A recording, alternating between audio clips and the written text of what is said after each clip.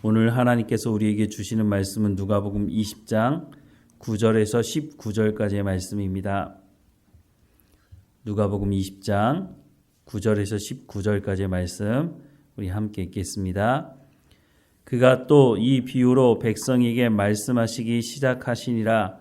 한 사람이 포도원을 만들어 농부들에게 새로 주고 타국에 가서 오래 있다가 때가 이름에 포도원 소출 얼마를 바치게 하려고 한 종을 농부들에게 보내니 농부들이 종을 몹시 때리고 거저 보내었거늘 다시 다른 종을 보내니 그도 몹시 때리고 능욕하고 거저 보내었거늘 다시 세 번째 종을 보내니 이 종도 상하게 하고 내쫓은지라.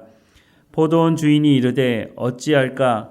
내 사랑하는 아들을 보내리니 그들이 혹 그를 존대하리라 하였더니 농부들이 그를 보고 서로 의논하여 이르되 이는 상속자니 죽이고 그 유산을 우리의 것으로 만들자 하고 포도원 밖에 내쫓아 죽였느니라. 그런즉 포도원 주인이 이 사람들을 어떻게 하겠느냐? 와서 그 농부들을 진멸하고 포도원을 다른 사람들에게 주리라 하시니 사람들이 듣고 이르되 그렇게 되지 말아지이다 하거늘 그들을 보시고 이르시되 그러면 기록된 바 건축자들의 버린 돌이 모퉁이의 머릿돌이 되었느니라 함이 어찌미냐. 무릇 이 돌 위에 떨어지는 자는 깨어지겠고 이 돌이 사람 위에 떨어지면 그를 가루로 만들어 흩으리라 하시니라.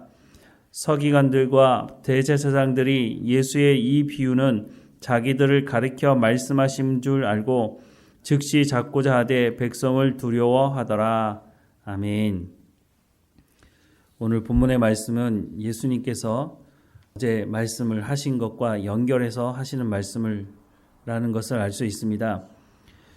어제 본문의 말씀을 기억해 보신다면 예수님께서 하나님의 말씀을 전하실 때에 시비를 걸었던 대제사장들, 서기관들, 장로들이 뭐라고 얘기했습니까? 내가 너에게 말씀을 전할 권위를 주지 않았는데 왜 말씀을 전하느냐라고 말을 했죠. 어제 본문 1절과 2절 말씀을 보면 하루는 예수께서 성전에서 백성을 가르치시며 복음을 전하실새 대제사장들과 서기관들이 장로들과 함께 가까이 와서 말하여 이르되 당신이 무슨 권위로 이런 일을 하는지 이 권위를 준 이가 누구인지 우리에게 말하라 라고 말했습니다.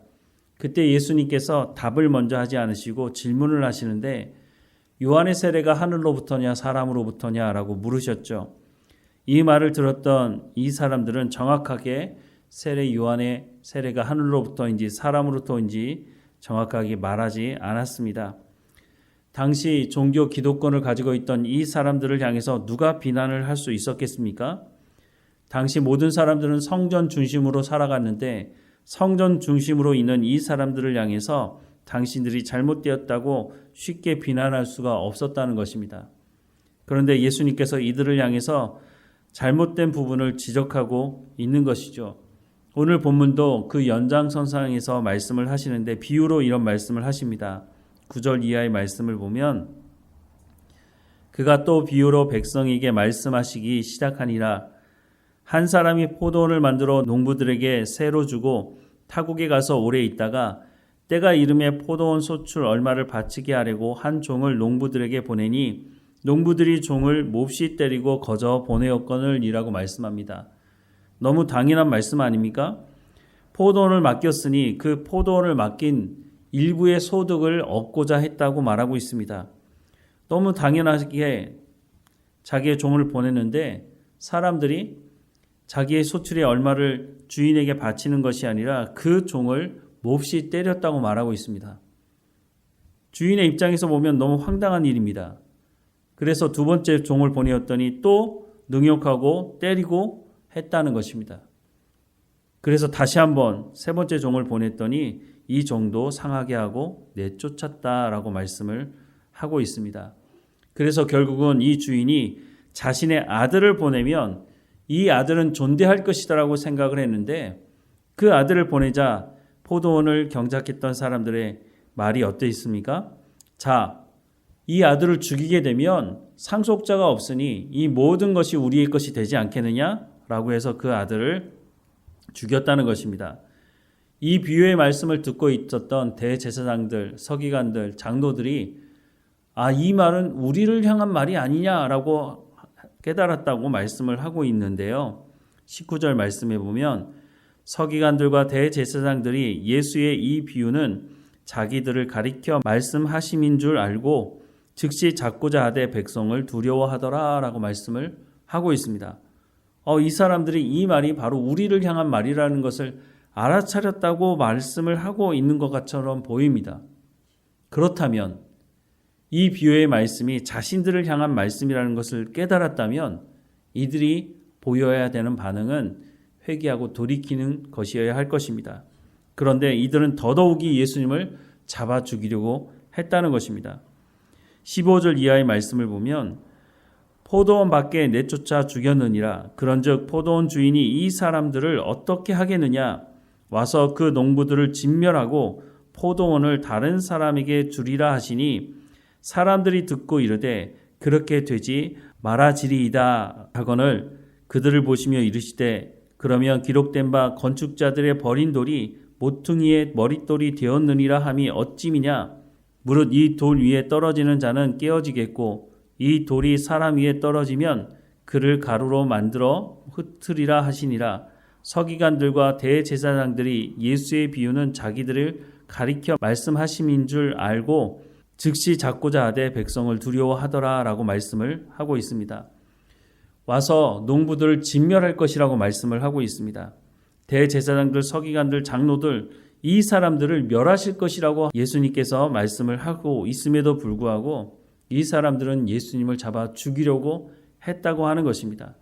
그러니 이 사람들이 이 말씀을 정말 깨달은 것인지 그냥 자신들을 향해서 부정적으로 말하고 있는 것을 보면서 그냥 화가 났다고 하는 것을 알 수가 있다는 것입니다. 오늘 이 말씀을 가지고 오늘 교회를 살펴볼 필요가 있습니다. 오늘 교회 안에 기득권을 가지고 있는 사람들이 들어야 될 말씀이 아닌가 하는 생각을 합니다. 예수님을 향해서 무슨 권위로 하나님의 말씀을 전하느냐라고 말했는데 오늘 이 시대, 어제도 말씀을 드렸지만 교회에서 목사를 고용한다고 생각을 한다면 이것만큼 불행한 것이 없다고 말씀을 드렸습니다. 교회가 아닌 것이죠. 일반 사회도 사장이 직원을 고용하면서 탐욕적인 마음을 부리고 있다면 그 회사가 정상적으로 운영될 수가 없다는 것입니다. 오늘 우리 교회는 어떻습니까? 제가 하나님의 권위를 위임받아서 하나님의 말씀을 전하는 목사가 맞습니까? 만약 그렇지 않다면 저를 위해서도 모든 성도들을 위해서도 빨리 목회를 중단하는 것이 맞을 것입니다. 성도들은 제가 하나님으로부터 기름 부음 받아서 하나님의 말씀을 대언한다고 하는 것을 알고 그 말씀을 듣고 순종할 때 하나님으로부터 우리가 칭찬받는 교회가 될 수 있다고 하는 것을 말씀해 주고 있다는 것입니다. 하나님의 말씀이 선포되는 것을 하나님의 말씀이라고 하는 것을 우리가 온전히 듣고 순종하지 않는다면 우리가 어떻게 하나님의 말씀대로 순종하며 살아갈 수가 있겠습니까? 그래서 오늘 교회를 선택하는 부분에 있어서도 성도들은 신중해야 합니다. 더더욱이 그런 것 같습니다. 여기저기 간판을 걸어두고 있지만 2단인지 3단인지 우리가 알 수 있는 최소한 분별력을 가져야 되는데 어떤 사람들은 이 교회나 저 교회나 다 그 교회가 그 교회지라고 말하는 사람들이 있습니다. 물론 이 말이 틀린 말은 아닐 수 있습니다. 모든 교회가 하나님의 말씀을 전하고 하나님으로부터 기름 부음 받고 하나님으로부터 권위를 위임받아서 하나님의 말씀을 선포하는 교회라면 그런 목사가 있는 곳이라면 이곳이나 저곳이나 같을 것입니다. 하지만 교회를 살펴보면 그렇지 않다는 것입니다. 물론 하나님께서 기름 부으셔서 하나님의 권위를 위임한 목사도 있겠죠.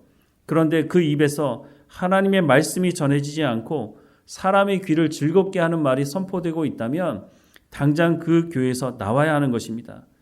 그렇지 않으면 결국은 자신도 잘못된 말씀으로 물들게 되어서 온전한 하나님의 말씀에 순종하는 하나님의 마음을 기쁘시게 하는 성도로 그리스도의 장성한 분량에 이르는 것은 어렵게 될 것입니다. 사랑하는 여러분, 우리가 하나님의 말씀을 가까이 함으로 하나님께서 무엇을 말씀하시는지 그래서 그것을 깨달아 알고 최소한 말씀을 들었을 때 분별할 수 있는 능력은 우리가 갖추어야 한다는 것입니다. 그래야 우리가 제대로 된 신앙의 삶을 살아갈 수 있게 되는 것입니다.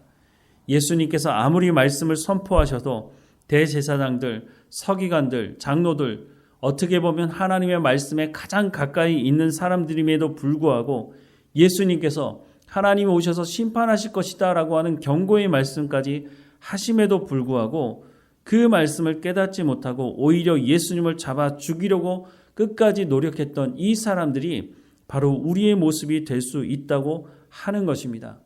하나님의 말씀을 듣지 않으면 하나님 말씀 듣기를 거부하고 우리 귀를 즐겁게 하는 말을 쫓아 살아가게 되면 우리도 결국 하나님 말씀이 선포될 때 그것이 우리를 지적하는 말씀이라고 하는 것은 알지만, 회개하고 돌이키라고 하는 말씀은 알지만 결코 회개하고 돌이키는 것이 아니라 오히려 하나님의 말씀을 전하는 그 사람들을 향해서 대적하는, 오늘 본문에 등장하는 대제사장들, 서기관들, 장로들과 같은 역할을 할 수 있다는 것을 기억해야 하는 것입니다. 이것이 얼마나 두려운 말씀입니까? 자신들은 정말로 신앙의 삶을 잘 살아가고 있다고 생각하지만 결국은 그들의 손에 의해서 예수님이 십자가에 못 박혀 죽으시는 일이 벌어지고 마는 것입니다. 그 이후로도 이 사람들은 회개하지 않았습니다. 자신들이 무엇을 잘못한지조차도 알지 못했다고 성경은 말씀해 주고 있습니다. 우리가 이 자리에 쓰려고 신앙생활을 하는 것은 아니라고 생각이 듭니다. 하나님의 말씀에 귀를 기울이고 오늘도 내 가운데 성령의 충만함을 허락해 달라고, 그리고 하나님의 말씀을 가까이 하면서 하나님께서 무엇을 말씀하시는지를 우리가 제대로 깨닫게 된다면 우리는 이런 자리에 쓰지 않을 수 있을 것이고 우리 교회는 하나님의 마음을 기쁘게 하는 교회가 되어져 가게 될 것입니다. 다시 한번 하나님의 말씀을 사모하는 자리로 나가는, 그래서 말씀을 전하는 제 가운데도 늘 성령의 충만함으로 하나님께서 그 권위를 부여해 주셔서 하나님의 말씀을 온전히 전하는 삶을 살아가는 목회자가 될 수 있도록 저도 노력하지만 여러분도 기도해 주시고 또 말씀 듣기를 사모하는 삶 가운데 나가는 우리 모두가 되기를 주님의 이름으로 축원합니다. 기도하겠습니다. 사랑하는 하나님, 오늘 우리가 살아가는 이 시대에 설교, 말씀의 홍수의 시대를 살아가고 있지 않은가 하는 생각을 합니다. TV를 켜도 유튜브를 켜도 하나님의 말씀이 선포된다고 하는 많은 것들을 볼 수 있지만 정말 그것이 하나님의 말씀인지를 우리가 분별할 실력을 먼저 갖출 수 있도록 인도해 주옵소서. 내 귀를 즐겁게 하는 말에 쫓아가는 것이 아니라 정말 하나님의 말씀을 사모함으로, 하나님의 말씀 듣기를 사모함으로 늘 하나님의 말씀 가운데 나가는 우리의 삶이 되게 하시고 성경의 말씀을 가까이 하게 하셔서 최소한 이것이 이단의 말인지 하나님의 말씀인지 분별할 수 있는 실력을 갖추는 우리 모두가 될 수 있도록 은혜를 허락해 주옵소서. 하나님, 우리 가운데 다시 한번 성령의 충만함을 허락해 주시고 오늘도 말씀 가운데 진리 가운데 나가는 우리의 삶이 될 수 있도록, 또한 그 말씀에 순종함으로 우리의 삶에 성령의 열매가 맺어지는 삶이 될 수 있도록 은혜를 허락해 주옵소서. 우리에게 허락한 이 시간을 허비하지 않도록 성령의 충만함으로 이 시대를 분별하며 하나님께서 맡겨주신 모든 일들을 감당하고 생명을 살리는 삶을 살아갈 수 있도록 은혜를 허락해 주옵소서. 하나님, 우리가 모일 때마다 하나님 말씀 듣기를 사모하며 모이도록 허락해 주시고 하나님 말씀을 듣고 삶의 현장에 돌아가서는 성령의 열매를 맺는, 생명을 살리는 삶을 살아가는, 복음을 증거하는 삶을 살아가는 우리의 삶이 될 수 있도록 은혜를 허락해 주옵소서. 늘 우리와 함께 하시는 하나님께 감사드리고 예수님의 이름으로 기도드립니다. 아멘.